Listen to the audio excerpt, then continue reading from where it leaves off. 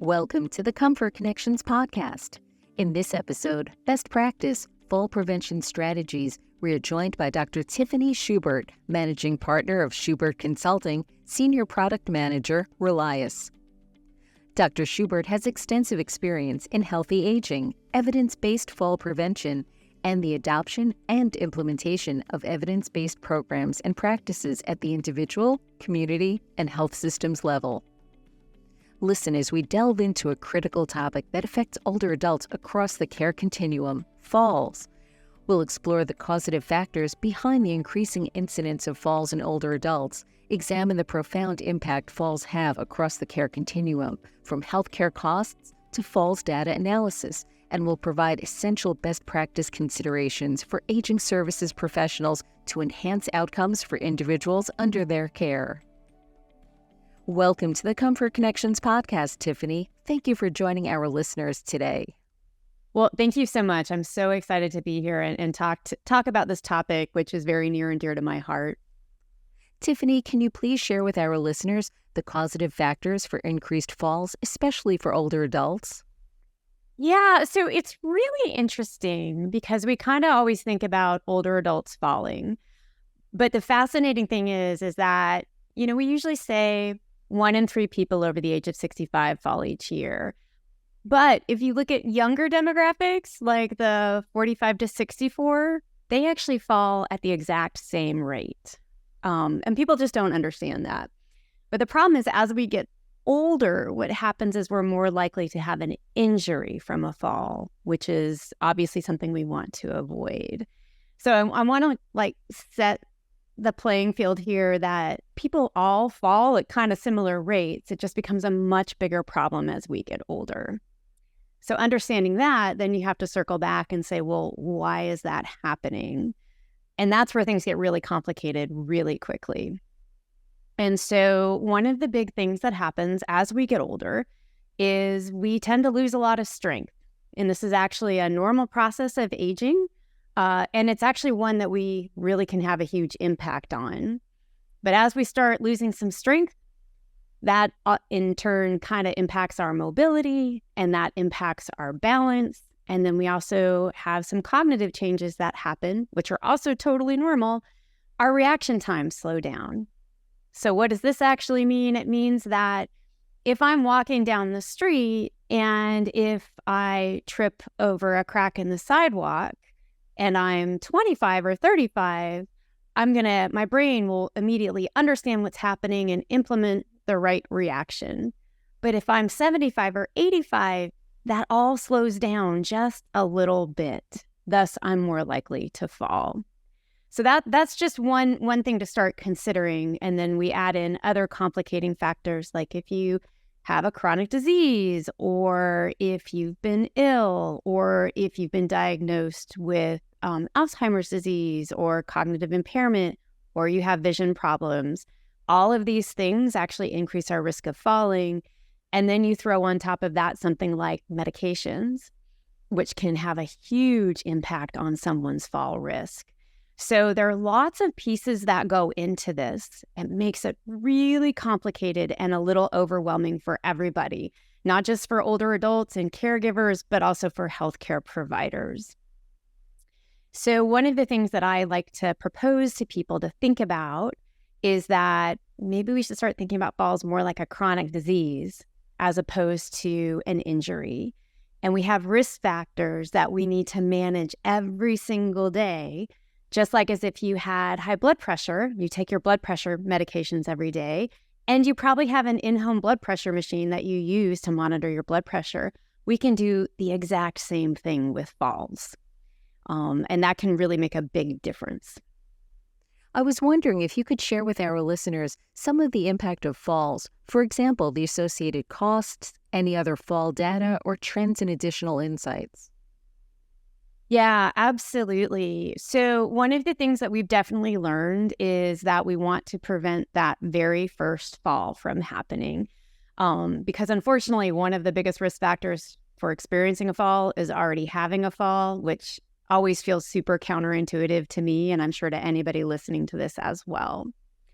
So before I jump really into the downstream effects, I just want to talk briefly about things that we can be doing at this exact moment to identify our own risk factors. And there's actually this incredible tool at the National Council on Aging. It's called the Falls Free Checkup, which is an online tool where I, as an individual or as a caregiver or as a physical therapist, which is what I am, can sit down and complete this Falls Free Checkup, and I can identify my own risk factors. And then from that, and actually it's really cool because not only does it tell you what the risk factor is, it tells you what to do about it, and actually even generates a letter that you can share with a healthcare provider. And so I just want to highlight that to our listeners because it's available, it's free. And I actually tell people to do it monthly because our falls risk changes so much. So if you can prevent that first fall, obviously then the whole downstream conversation doesn't need to happen. We can end the podcast now, but that's not the case. So once you have that first fall, there are several things that can happen. One thing that can happen is nothing. The older adult experiences a trip, falls down, realizes, ooh, I need to start paying attention to this, and hopefully goes and chats either with a healthcare provider or a physical therapist and identifies if there's any major anything going on with their balance or strength and things that they can do right now. That's a really good outcome. We want that outcome. The outcome we do not want to have happen is older adult falls, does not hurt themselves. That's obviously a good outcome, but then decides, oh my goodness, I'm really scared that's going to happen again. I am now going to really start limiting my activity. I'm not going to go out and do stuff because I'm afraid I'm going to fall.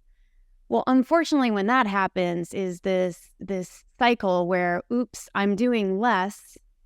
Now I'm getting weaker because I'm doing less. Now I'm at a higher risk for falling. Now I'm getting more nervous because my legs aren't as strong. Now I'm going to sit down even more. So we want that. We want to stop that. That is the wrong direction.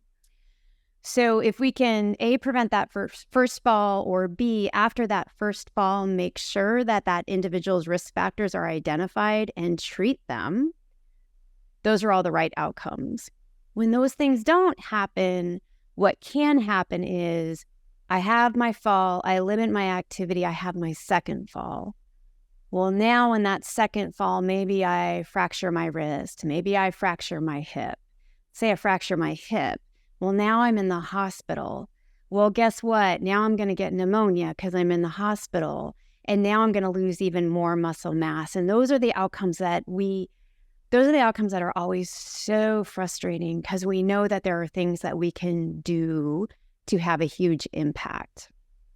Now, the one really cool thing about all of this is that if I am that person that had that fall, that broke that hip, that's in the hospital, that got the pneumonia, now I'm home, there are actually some things we can do right away that can minimize the risk of a future fall.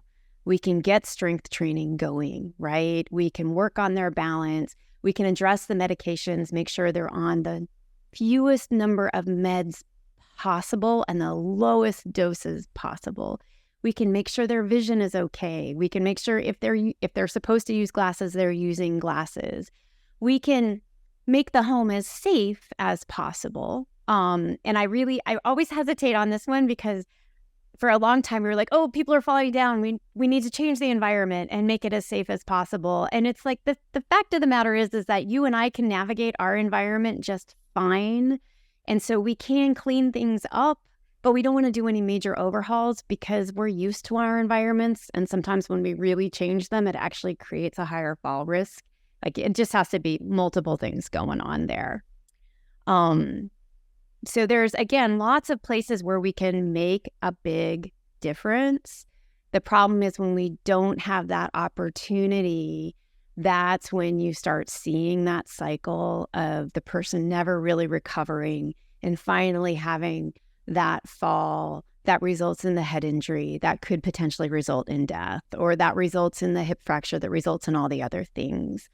It's kind of impressive when you look at the data. And the all-cause mortality, the death rate, is higher in older adults due to a hip fracture than due to a heart attack. And when you start thinking about that, it really makes you go, oh gosh, there there are so many things that we can be doing right now to help that older adult lead the life that they want to live. Tiffany, I really think you're spot on about discussing the impact of chronic diseases and second falls, especially for older adults. I understand that you were part of the development of the Gateway program for ComForCare Home Care. We will have program information in the resource link at ComForConnections.com. However, could you provide a high-level background of the program? Well, absolutely. And I think one of the mistakes we've made as researchers and as clinicians is making falls a medical issue. Now, of course, there are medical factors contributing to a fall. But the fact of the matter is that, if I'm a 90-year-old and I go see my doctor and I tell them I fell, they don't have any context. Even if they know me, they might see me walk into the exam room. Very, very, very low risk. I mean, very, very low chance of that actually happening. And they're just seeing a snapshot of me. And I tend to actually want to present my best self when I'm with my doctor. Whereas the folks that are in the home every day have this incredible opportunity to see that individual in their environment and also see if anything changes, with how that individual is interacting with their environment. So this is huge. I mean, it really is an incredible opportunity. And that was really a lot of the idea behind this program was like, hey, here's a provider that's in the home. We absolutely know that screening for risk factors, you don't need to be a medical professional to do that. As I said before, the older adult can do it, right? So, so you've got someone in the home who's familiar with the screening tools, who's educated and empowered to work with their older adult and to, hey, gosh, something seems a little bit off today. Let's just do a quick screen and let's just see if there's something different. And so this is this incredible opportunity to jump ahead of maybe to prevent that first fall or maybe to get ahead of that second fall. So this is the opportunity that's so unique and so amazing that y'all can take advantage of with this program. And I know sometimes it gets kind of scary, like, but you're not a healthcare provider. But we're not asking that. We're asking you to be an observer and to collect that information. And there's a pathway in place to do something with it. So it's a great opportunity. The other thing I do want to call out is not only, we talk about screening, which is part of the program, but then there's also the opportunity just to help support an older adult with their journey in fall risk prevention. And if they want to go for a walk, if they want to do strength and balance exercises, again, it's just helpful to have another person there. So it's a great program, lots of great things that can come out of it. And also just the farther reaching impact of we don't just have to go to the doctor to fix this particular problem. In fact, we can't. They can solve one aspect, but the fact is that this is a long-term problem. Our risk factors, evolve over time. So here's this great opportunity to make a difference. Tiffany, can you share a few best practice considerations for aging services professionals, especially to support improved outcomes? Absolutely. Absolutely. I think the first thing is it's okay to talk about falls. Older adults do not like to talk about falls. Definitely not one of their fun topics. But just having it part of the conversation. And also part of the conversation being that, hey, there are things we can do to decrease your risk. And I always like to align all these things. It seems kind of silly, but what's important to that individual? Hey, I noticed that you're not going out to see your friend for lunch anymore. What's going on with that? And then if you drill down and you find out, well, what's going on is that older adult no longer feels confident walking from the car to the restaurant. Well, this is something we can address right now. And I have found in my experience, a lot of older adults actually don't realize that they can improve. They think they're done. They don't think they're going to get stronger. They don't think they're going to improve their physical activity. And the fact of the matter is that there's actually been studies with people in their 90s where they did strength training in a gym, and the 90-year-olds, they had a group of 90-year-olds and a group of 30-year-olds, and it turns out that they actually gained the same amount of relative muscle mass. And people just don't realize that, like, I can actually get stronger, I can get better, and it might take longer. Like, a 30-year-old's going to probably gain that muscle mass faster than the 90-year-old. But that they can do it. And I think just even opening up the opportunity for those conversations. Hey, I just found out that, you can actually still get strong no matter what age you are. And I think those are best practices, because I do think we tend to sometimes also forget, no matter what age we are, that older adults can have very vibrant lives and be huge contributors to society, and they can get stronger, and they can build muscle mass, and they can do more. So having that conversation, and then, hey, we can do some things which are not going to decrease your risk all the way. Like, we can't turn risk to zero, but we can really have a big impact. And, this is going to minimize your chance of falling. And more importantly, it's going to minimize your chance of a fall-related injury. And that's one thing I did not mention before, but I want to definitely stress now, is that we find when older adults participate in exercise-based fall prevention programs, that not only do they fall less, but they also experience far fewer injuries. And that's really, really important, because the injury is really the big problem that can really have a huge impact on quality of life. It sounds like one of the big takeaways is that aging services professionals really need to encourage older adults to keep moving. Yeah, 100%, 100%. And the final thing I would say to the folks in the Aging Services Network is screen. We're super comfortable screening for blood pressure. Be at that level of comfort screening for falls risk. There's tools in the Gate Right program. There's tools available online. It is absolutely within your purview to do that. And there's resources available to act on the findings. Tiffany, can you share a few of your go-to resources that aging services professionals really should consider in their daily practice? Yeah, 100%. So like I said, there's that falls screening tool on the National Council on Aging website. You can actually download it as well if you have access to a computer and a printer, and print it out. So that's a biggie. That's a good one. Most senior centers have what are called evidence-based, either physical activity or fall prevention programs. Those are highly effective. The downside is you have to go to a senior center, and that doesn't work for everybody. There are actually online programs as well that are available. I did go ahead and in the resource page also put some links to some YouTube videos of just some highly effective exercises. And people get a little like, oh my gosh, we have to exercise. What does that mean? I would really kind of stress to people that we have new concepts around exercise. We call them exercise snacks, which is literally like just a 2-minute, hey, just like you were going to grab an afternoon snack, let's do your exercise snack. And it can be anything from you're watching TV and a commercial comes on. I know it doesn't work quite so much streaming now, but you're going to take a break. And you stand up and sit down from your chair twice without using your hands. It's like the easiest thing in the world you can do, and it actually gets your legs stronger. You're washing your dishes, take a pause, turn the water off, practice standing on one leg. There are these little exercises that we can do that we can streamline right into our daily routine. We don't have to take time to exercise, but they can have a huge impact. So there's some resources along those lines available as well. Believe it or not, a lot of communities have falls prevention coalitions.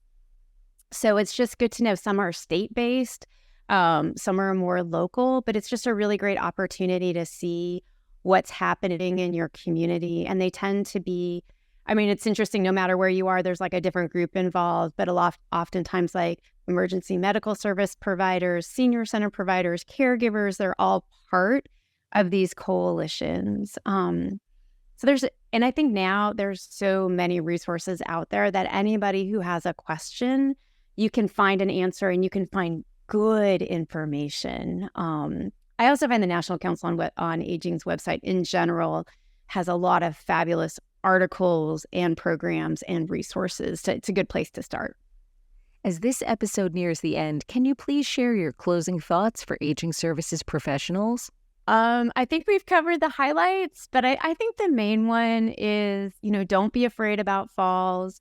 Know that, we can have a huge impact and that you are strategically, you're like the folks who are going to really just have the ability to start making these things happen. Don't wait for us healthcare providers. Come to us with this stuff instead of waiting for us to have to come to you, because we will be behind the 8 ball. And just thank you for all of the hard work you all do. You're amazing. Listeners, visit ComfortConnections.com to download complimentary resources, view show notes, and access our episodes. You can also subscribe to our podcast on your favorite app. Thank you for listening and helping older adults live the best life possible.